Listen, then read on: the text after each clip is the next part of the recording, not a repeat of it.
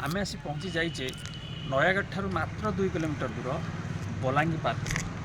नयागढ़ गर्व, नयागढ़ गौरव, नयागढ़ सम्मान एवं नयागढ़ परिचय यही बलांगी पार्क।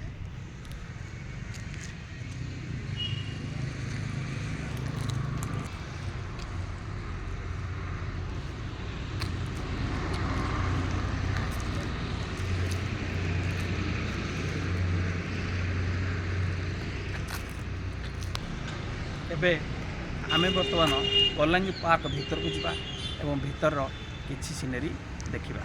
आसो बर्तमान आमे प्रवेश करू करू गोटे विस्तीर्ण जलाशय ये देखंतु। एई जलाशय रे एठारे बोटिंग सुविधा अछि एवं ता पाखरे हमर विभिन्न प्रकार पक्षी अछंती एवं एठी आपण माने स्विमिंग भी करि परिबे एवं ता पाखକୁ ଲାଗିକି तार पछपार्श्वे विस्तीर्ण पहाड़ अच्छी एवं पहाड़ को लगिकी गोटे सुंदर शिव मंदिरटे अच्छी। तेणु आपण मैंने आसिले एठारे भरपूर मजा नहीं पारे। तेणु आम आगू को पुणी देखा। एवं आम बर्तमान किछि बाट आगे आसचु एवं बर्तमान आप देखुए धाड़ी की धाड़ी विभिन्न प्रकार सौंदर्य भरा गच्छरे परिपूर्ण होती एवं रास्ता पूरा चलापथ परिष्कार नीट एंड क्लीन अच्छी एवं आगू को गोटे जलप्रपात अच्छी। ये जलप्रपात आपण मैंने देखु यही सब जलप्रपात राति तार भिजनटा भल भारी सुंदर देखा। तेणु आम आगू को जावा। आगू गले चिल्ड्रेन पार्क अच्छी। चिल्ड्रेन पार्क रे विभिन्न खेलना शिशु मान अच्छी आपड़ से देखिपारे। एबे आमे आसी पहुँची जाइचु कईछ टांकी। आपण देखु टांकी उपरे कईछ विराजमान करिसंती।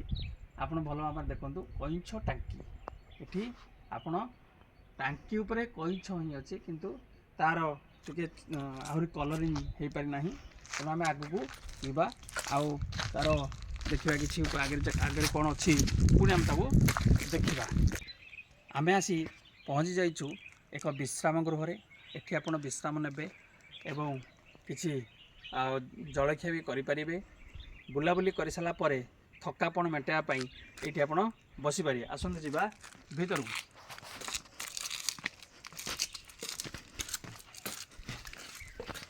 सुंदर परिवेश एठे लाइट लगी एवं बसा स्थान करा जायछि। मु बर्तमान एठी बसी अछि आउ मो पछरे विभिन्न सबुज भरा बड़ जंगल अच्छी तार बाड़ घेरा जाइए। तेणु आपण मैंने ये आसिकी टिके समय आपणकर क्लांति मेटाई पारे। आमे आसी पहुँची जाइए चरक औषधीय उद्यान निकटरे।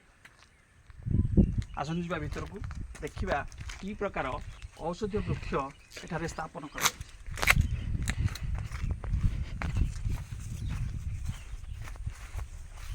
श्वेतचंदन,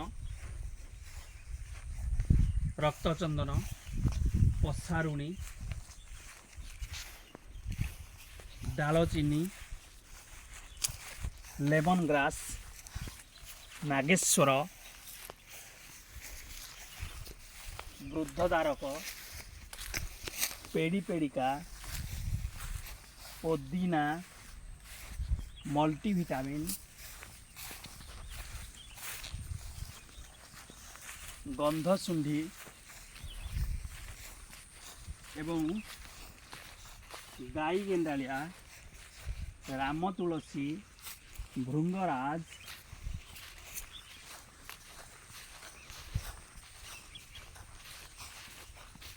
सदा बिहारी,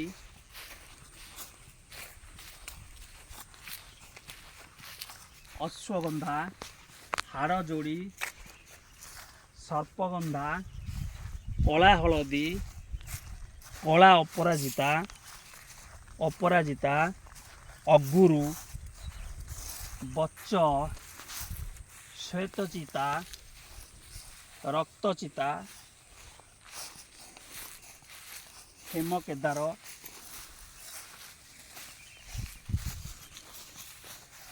थालकुड़ी,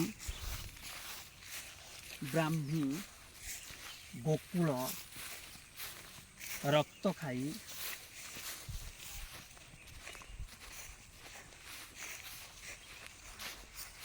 ଘି କୁଆଁରୀ, ଶତାବରୀ, ପିପଳି, ଗଦ, ଅଁଳା, କଳା ଗୟସ, ବିରାଡ଼ି ଲାଞ୍ଜ,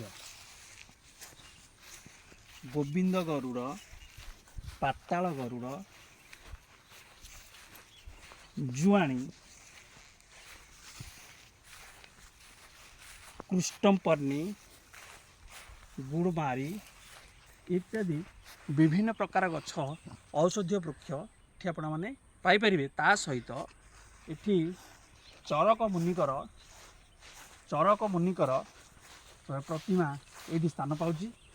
ଆପଣମାନେ ଦେଖନ୍ତୁ ଚରକ ମୁନି ତାଙ୍କର ପ୍ରତିମା ଏଇଠି ସ୍ଥାନ ପାଉଛି ଚରକ ମୁନି। ତେଣୁ ଆପଣମାନେ ଆସିଲେ ମନ ଭରି ଉପଭୋଗ କରିପାରିବେ। ଇଏ ହେଉଛି ଲିମ୍ବ ବଗିଚା ବା ଅମ୍ଳଜାନ ଉଦ୍ୟାନ। ଲିମ୍ବ ଗଛର ପବନ ଆମ ଦେହ ପାଇଁ ହିତକର। ୟାର ତଳେ ବସି ଯଦି ଆମେ ଯୋଗ ପ୍ରାଣାୟାମ କରିବା ଶୁଦ୍ଧ ବାୟୁ ଆମେ ନେଇପାରିବା ଏବଂ ନିରୋଗ ରହିପାରିବା। ଏସବୁ ସୁନ୍ଦର କଳାକୃତି।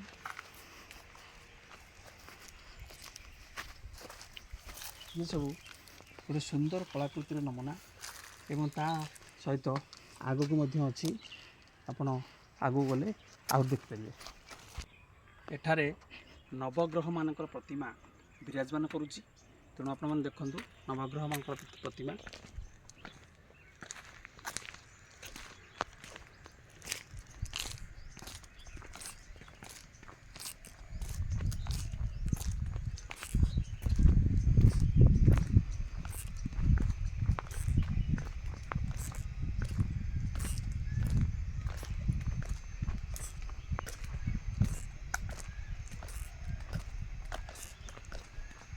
ଏମିତି ଶେଷ ଯାଙ୍ଗେ ନବଗ୍ରହମାନଙ୍କର ପ୍ରତିମା ଅଛି।